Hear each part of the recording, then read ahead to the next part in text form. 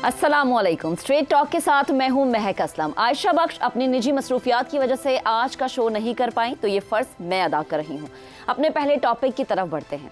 बिलावल भुट्टो की बात करेंगे, जिन्होंने कहा कि अदलिया अपनी जिम्मेदारी पूरी करने में नाकाम हो गई। मुल्की अदालती निज़ाम तबाह हो चुका है। आईनी अदालत ज़रूरी और मजबूरी है, इसलिए आईनी अदालत बना कर रहेंगे। अब कुछ भी हो, मिसाके जमहूरियत के मुताबिक अदालती इस्लाहात ला कर रहेंगे। बिलावल दुरुस्त बात कर रहे हैं कि पाकिस्तान की तारीख में आईनी अदालत की बहस बहुत ज़्यादा पुरानी है। 2006 में होने वाले मिसाके जमहूरियत में भी आईनी अदालत के क़याम की बात की गई, मगर सच्चाई ये भी है कि मिसाके जमहूरियत लाने वाली दो सबसे बड़ी सियासी जमातों पीपल्स पार्टी ने 2008 से 2013 और मुस्लिम लीग नून ने 2013 से 2018 तक हुकूमत की। इस अरसे में बहुत से दूसरे कामों के साथ साथ अहम मामलात में कानून साजी भी की गई। उस वक्त आईनी अदालत के क़याम के लिए कोशिशें क्यों नहीं की गई, या फिर अगर हम देर आए दुरुस्त आए वाली बात को तस्लीम कर लें तो फिर मिसाके जमहूरियत के दूसरे कई अहम नकात पर भी क्या अमल किया जाएगा? कोई शक नहीं है कि पाकिस्तान की अदालती तारीख में बहुत से ऐसे फैसले किए गए हैं जिन्होंने मुल्की सियासत पर मनफी असरात मुरतब किए हैं। इसलिए आईनी अदालत के क़याम के हक़ में बहुत मजबूत दलाइल पेश किए जा सकते हैं, मगर आज पाकिस्तान में इदारों के दरमियान जो मामला चल रहे हैं वो किसी से ढके छुपे नहीं है। अदालती फैसलों पर अमल के हवाले से राय भी किसी से पोशीदा नहीं है। अदालती फैसलों को तस्लीम ना करने या इन फैसलों के रद्द अमल में कानून साजी की मिसाल भी हमारे सामने मौजूद है। ऐसे में अगर पाकिस्तान के अदालती निज़ाम के मतवाजी किसी दूसरे निज़ाम को खड़ा करने की कोशिश की जाएगी तो इसके मुल्क के सियासी और आईनी मुस्तकबिल पर क्या क्या असरात मुरतब हो सकते हैं? क्या इस हवाले से मुल्क के कई कानूनी हलकों में पाए जाने वाली तशवीश बिला जवाब है? जहां तक इस दावे का ताल्लुक है कि अदालतों में मुकदमात का बहुत ज्यादा बोझ है, प्रेशर है, तो क्या इसके लिए सिर्फ आईनी अदालत का क़याम ही मुनासिब रहेगा, या फिर हाई कोर्ट्स, सेशन कोर्ट्स और सिविल अदालतों के निज़ाम में भी बड़े पैमाने पर इस्लाहात दरकार होंगी?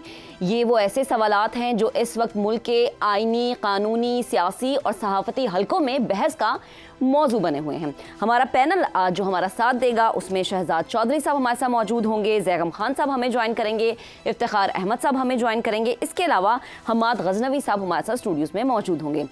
सबसे पहले जैगम साहब, आपकी जानिब आती हूँ।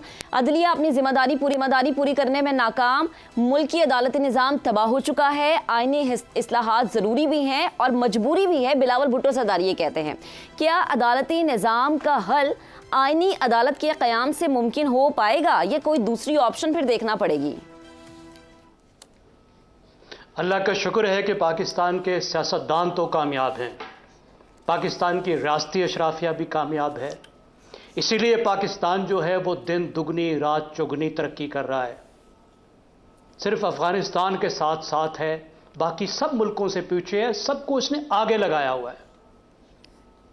बिलावल भुट्टो जवान है, कभी कभी इनका खून गर्म भी होता होगा, तो आजकल ये उधार का गंडासा लेकर सुल्तान राही बने हुए हैं।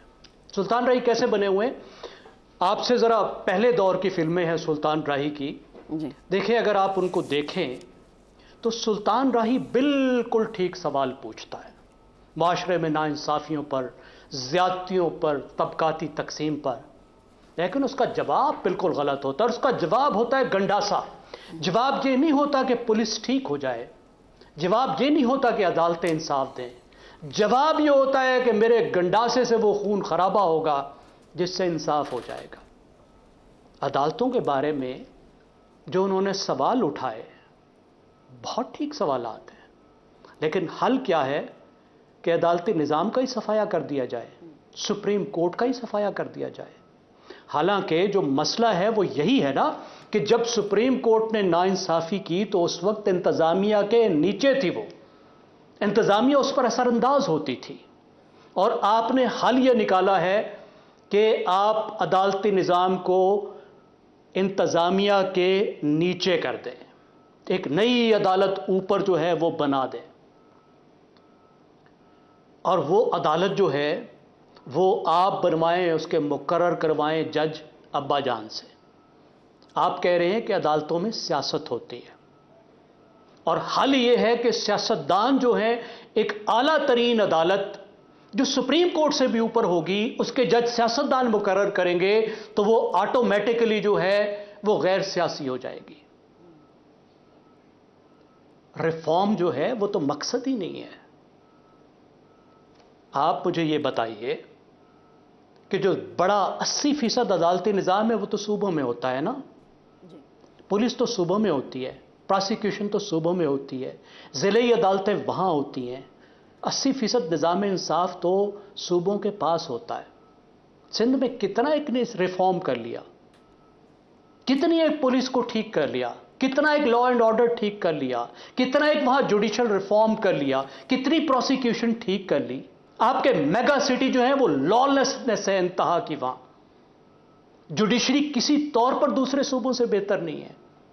और आप रिफॉर्म करने लगे हैं और रिफॉर्म के नाम पर आप चलाने लगे हैं हथौड़ा, आप चलाने लगे हैं सुल्तान राही का गंडासा।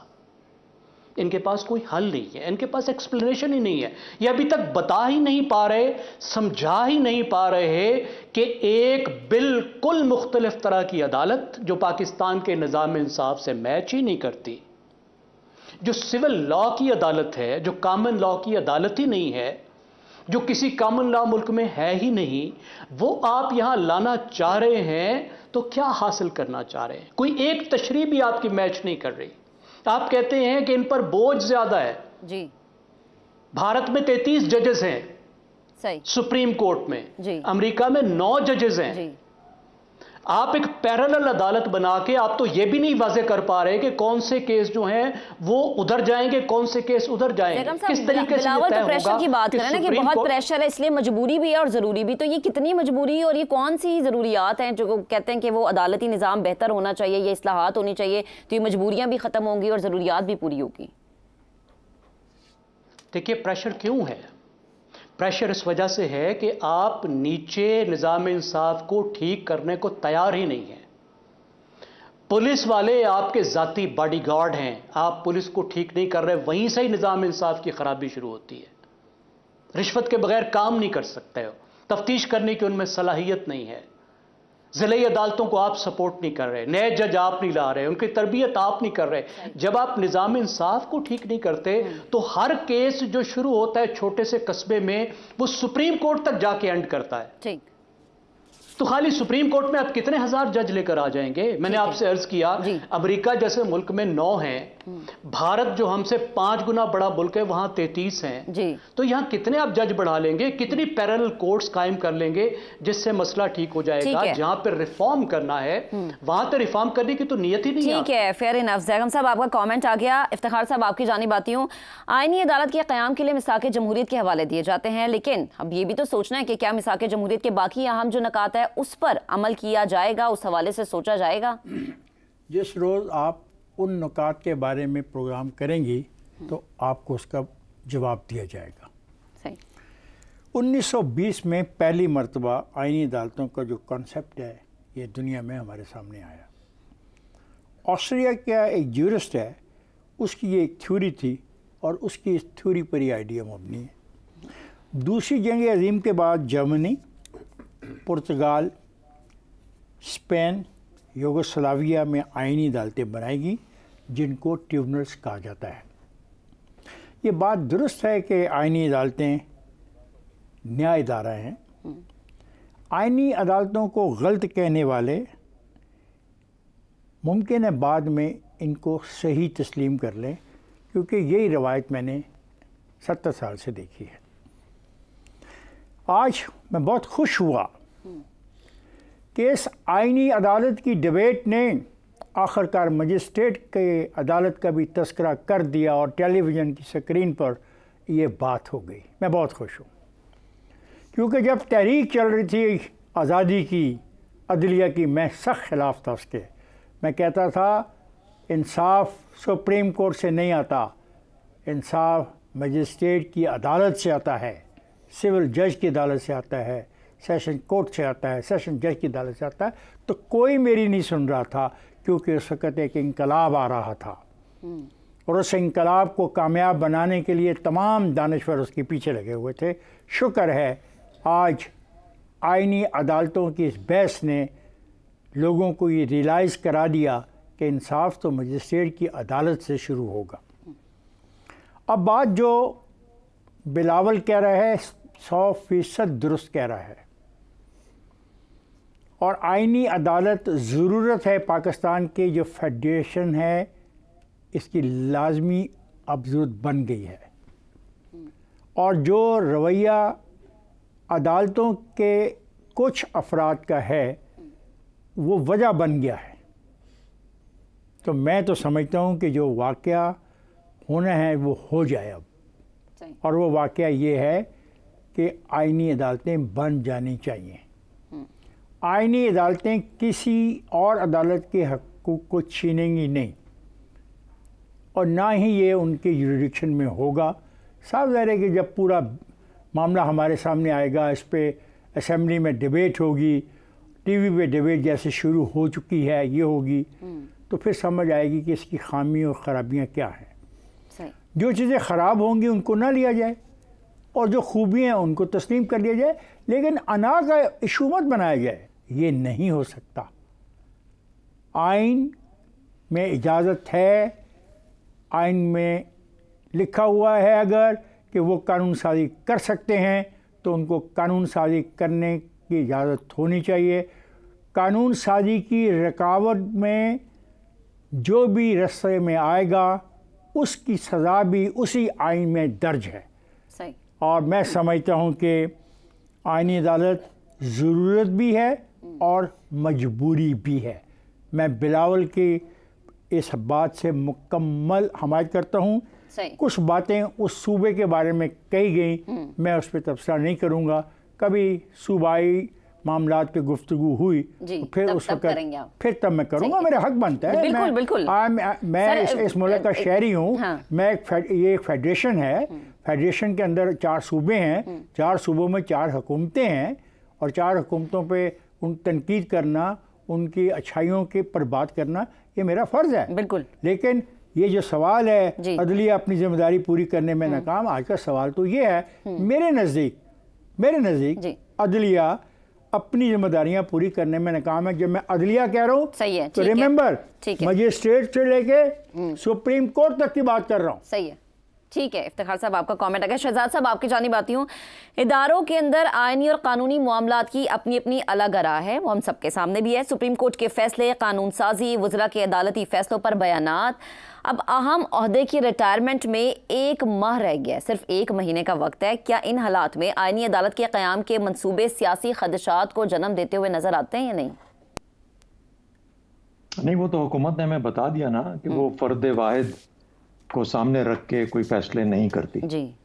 तो फर्द वाहिद का तो यहाँ पर बड़ा खुला इस्तारा है और इससे जाहिर होता है कि किस फर्द वाहिद की बात हो रही है जिसका कि इशारा आपने दिया। बहरहाल देखिए, बात यह है कि आपका सवाल यह था कि अदालती निज़ाम तबाह हो चुका है या होने जा रहा है या हो गया है या क्या सवाल इसका? ये बिलावल ने कहा, ये बिलावल ने कहा शहजाद साहब, मेरी स्टेटमेंट नहीं, ये बिलावल कह रहे हैं कि अदालती निज़ाम तबाह हो चुका है, अदलिया अपनी जिम्मेदारी पूरी नहीं कर रहा।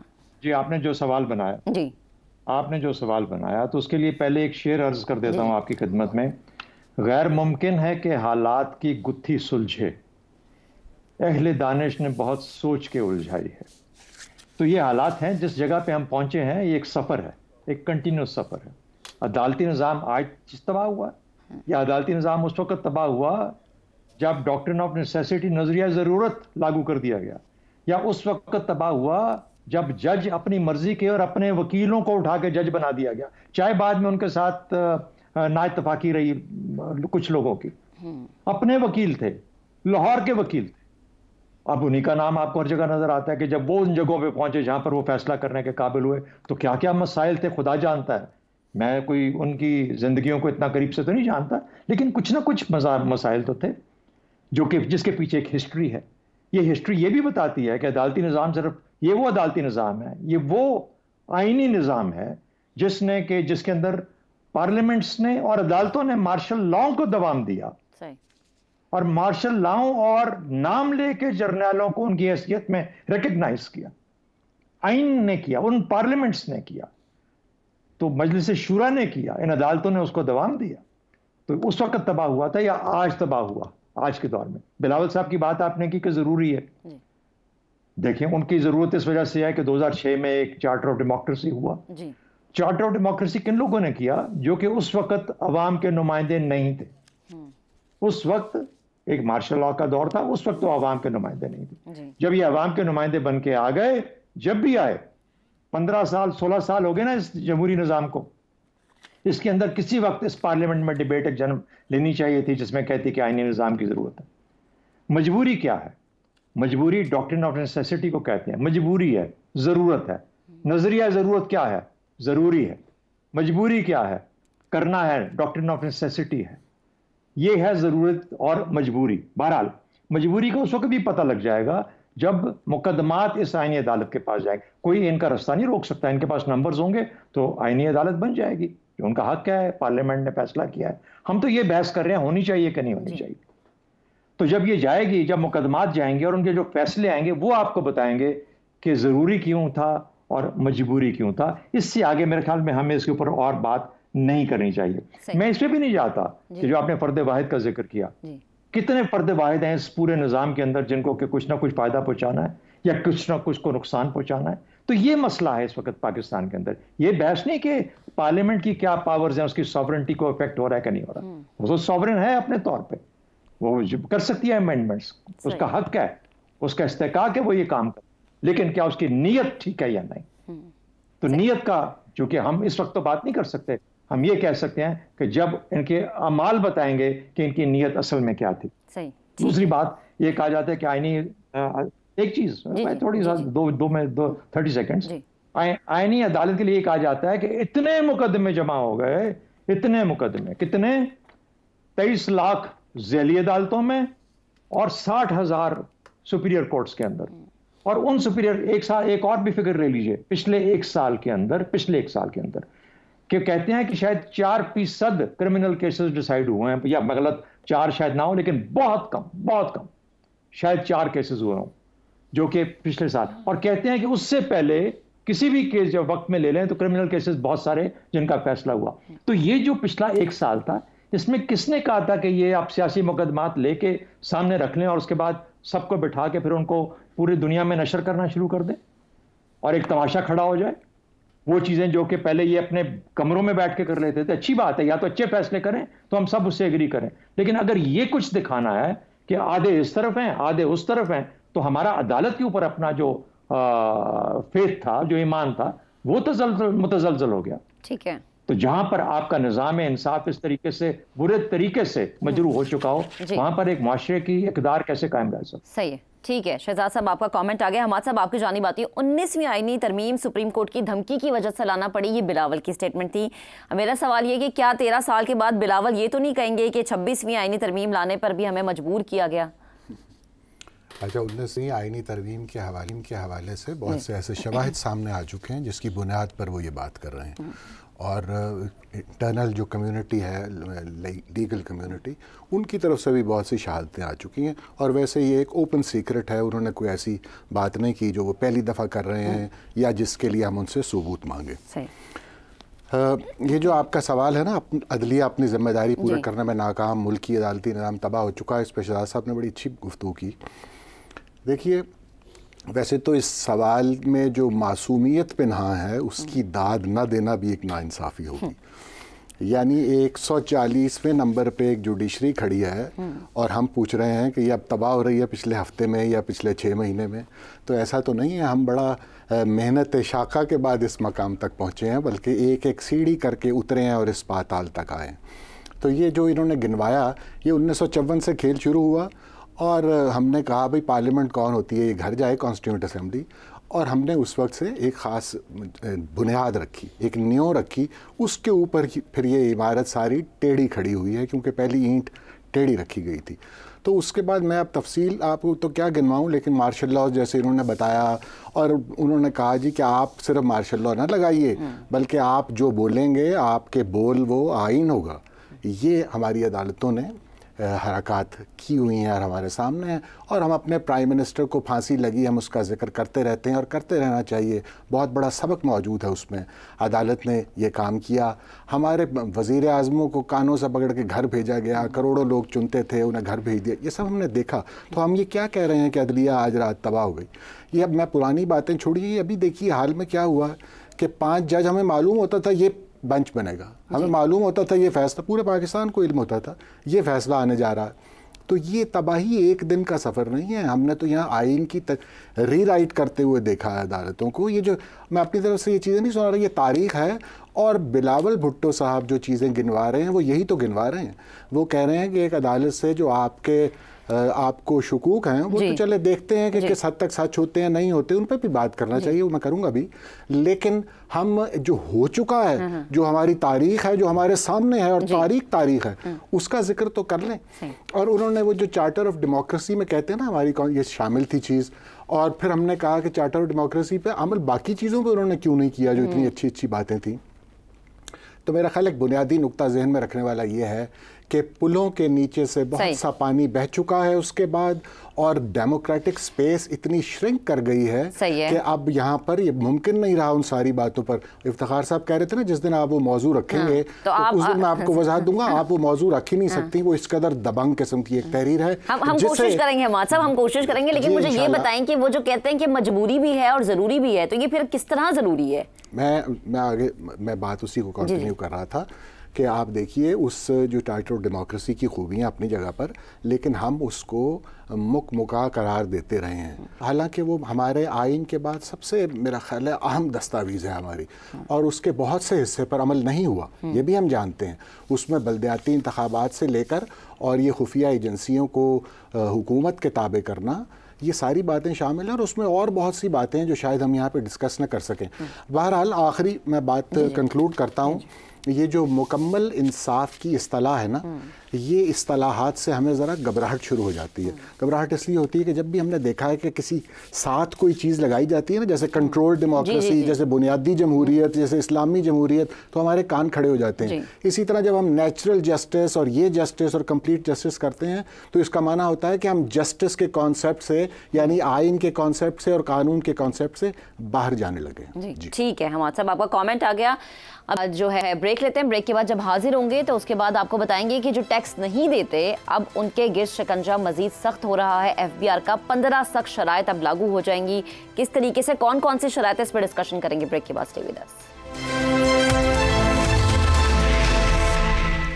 Welcome back once again. अब जो टैक्स नहीं देते वो होशियार हो जाएं, क्योंकि हुकूमत ने उसूली तौर पर नॉन फाइलर्स कैटेगरी ख़त्म करने का फैसला कर लिया है। तमाम अफराद को नकद लेन देन के बजाय बैंकिंग चैनल्स के जरिए ट्रांजैक्शंस का पाबंद बनाया जाएगा। FBR ने टैक्स ना देने वालों पर 15 पाबंदियां लगाने का फैसला किया है, जिनमें से 5 पाबंदियां इब्तदाई तौर पर लगाई जाएंगी, जिनमें जायदाद और गाड़ियों की खरीदारी, बैनुल अक़वामी सफ़र, करंट अकाउंट खोलने और म्यूचुअल फंड्स में सरमायाकारी पर पाबंदियां शामिल हैं।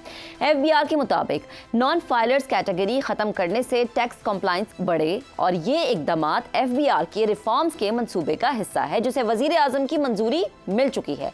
ज़राए ये बताते हैं कि इस इक़दाम को एक ऑर्डिनेंस के जरिए नाफिजुल अमल किया जाएगा, जबकि चेयरमैन FBR राशिद महमूद ने नॉन फाइलर्स के तस्वुर को तनकीद का निशाना बनाते हुए कहा है कि ऐसी दर्जाबंदियां दुनिया भर में नहीं पाई जाती, इन्हें ख़त्म कर देना चाहिए और तवज्जो टैक्स कंप्लायंस करने वाले और ना करने वाले अफराद पर मरकूज होनी चाहिए।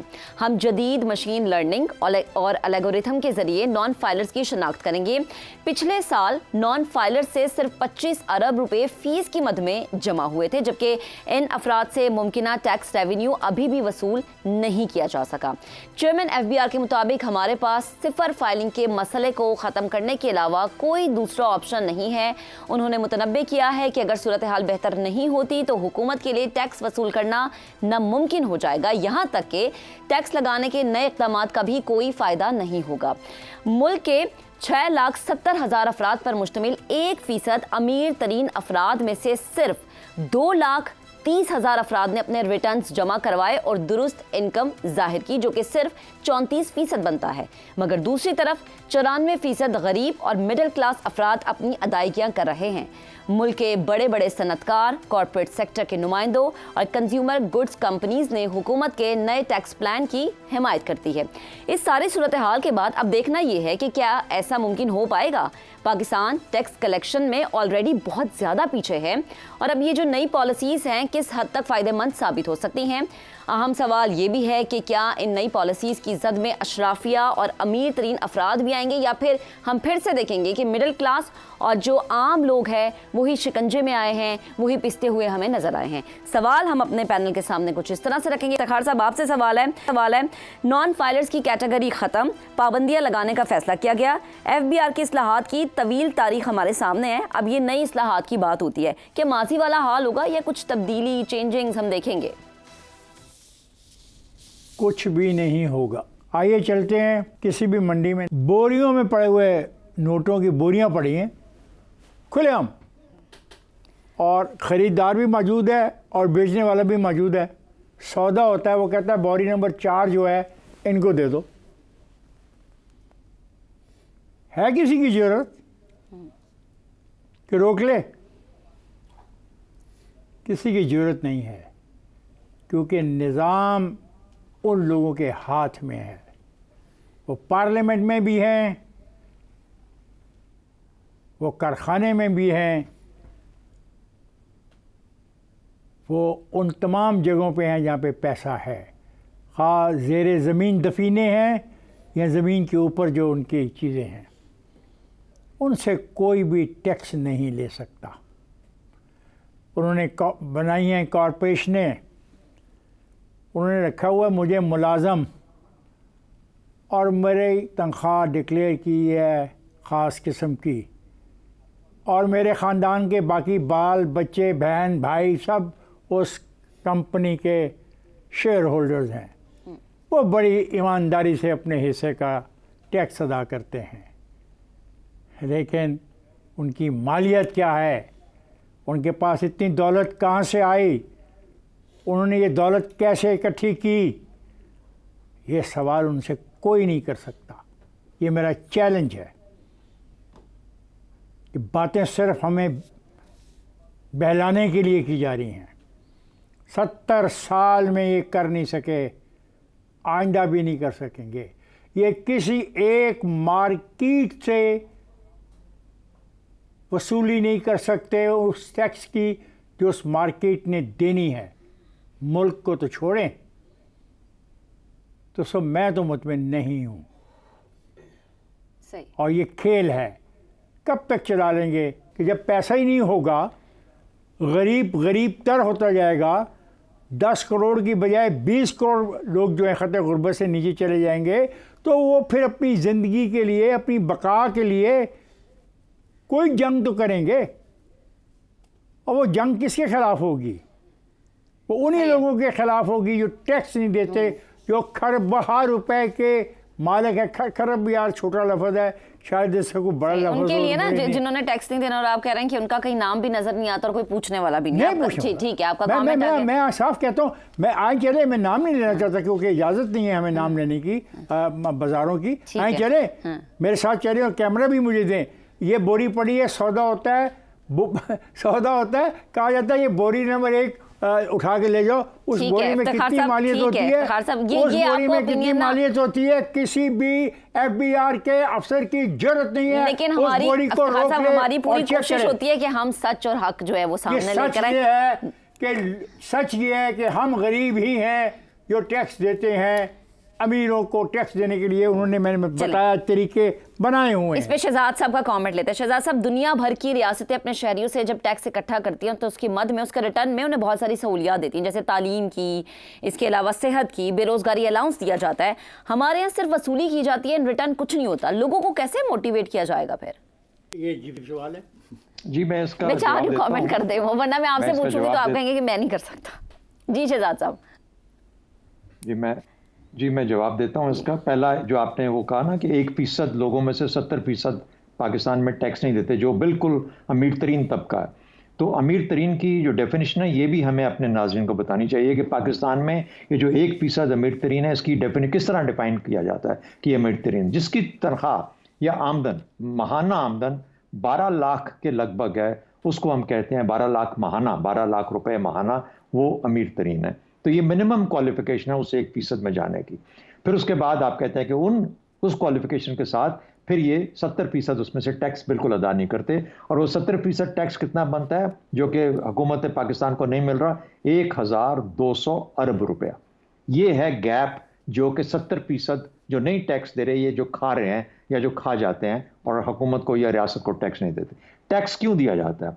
रियासत वो टैक्स लगाती है और उसका हक होता है कि वो टैक्स लगाए, और रियासत लगाती है। वो इस वजह से लगाती है कि एक जिम्मेदारी है दोनों साइड्स के ऊपर कि रियासत ने तहफ़्फ़ुज़ फराहम करना है शहरी को, शहरी उसके बदले में उसको उस सर्विस की बुनियाद पे उसको टैक्स देता है अपनी इस्तेदाद के हिसाब से। उनमें कुछ चीज़ें चीदा क्या है कि मेरी जान और माल का तहफ़्फ़ुज़ करेगी, मुझे ऐसा माहौल देगी जिसमें अपनी मैं ज़िंदगी आज़ाद बसर कर सकूँ, मुझे तालीम और सेहत मिलेगी, मुझे सफाई सुथराई मिलेगी, मुझे माहौल एक अच्छा मिलेगा अपनी औलाद और अपने बच्चों को और अपनी ज़िंदगी को परसू करने के लिए।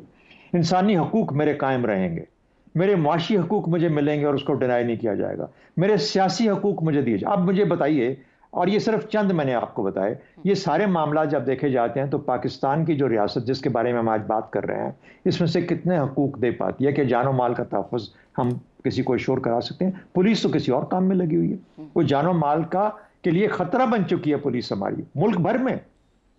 तो ये सबसे बड़ा मसला। तो जब ये मांगा जाता है किसी शहरी से कि आप टैक्स दें, वो टैक्स उसको पता होना चाहिए और मांगना चाहिए अपनी रियासत से कि क्या तुम अपनी जिम्मेदारियां ये पूरी कर रहे हो इससे पहले कि मैं टैक्स दूं। अब आपने चूंकि बाहर के मुल्कों का जिक्र किया, तो देखिए दुनिया में इस वक्त जो ये कहा जाता है ना कि सबसे खुशहाल मुल्क कौन से हैं, स्कैंडिनेवियन कंट्रीज। उस एक आती है वर्ल्ड हैप्पीनेस इंडेक्स, यानी खुशहाली का या खुशी का जो इंडेक्स है, और उसमें कोई 50 के करीब मुख्तलिफ इशारियाँ हैं जिनको देखा जाता है, जिसके बाद सालाना ये इसका डिटरमिन किया जाता है। तो 4 Scandinavian countries, Denmark, Finland, Norway और स्वीडन, हमेशा उन 4 मुल्कों में शामिल होते हैं जो कि दुनिया के खुश तरीन लोग और शहरी हैं जिन मुल्कों के अंदर। तो पता क्या चला है, वहां पे 35 से 40 और कहीं पे 50% इनकम टैक्स है या कॉर्पोरेट टैक्स। ठीक है। जहां पर आप इतना बड़ा हिस्सा दे रहे हैं, वो रियासत आपको वो माहौल दे रही है जिसके अंदर कि आप इतनी खुशी और इतनी हैप्पीनेस के साथ और इतने अपने सुकून और सुख के साथ अपनी जिंदगी को। बिल्कुल शहजाद साहब, अगर गवर्नमेंट ये कहती है कि हमने टैक्स लेना है तो फिर अवाम को वो सहूलियात भी तो मिलनी चाहिए ना, यानी अवाम को रिटर्न में भी तो कुछ हो ताकि अवाम मोटिवेट हो कि जी हाँ जी हम टैक्स जो है वो दे रहे हैं। ब्रेक लेते हैं, ब्रेक के बाद दोबारा हाजिर होंगे, साथ रहिएगा। Welcome back once again. FBI ने उन अफराद के घेर शिकंजा तंग किया है जो कि टैक्स नहीं देते। 15 सख्त शराइत अब उन पर आयद हो जाएंगी, जिसका जिक्र भी हमने किया था। हमाद साहब, आपकी जानी बाती हूँ, चंद माह पहले हुकूमत ने ताजिर दो स्कीम मुतारिफ कराई हम सबके सामने, तकरीबन वो स्कीम नाकाम रही, इसमें मोबाइल फोन सिम्स भी बंद हुई थी। अब ये नई इस्लाहात जो हैं किस हद तक कामयाब हो पाएंगी?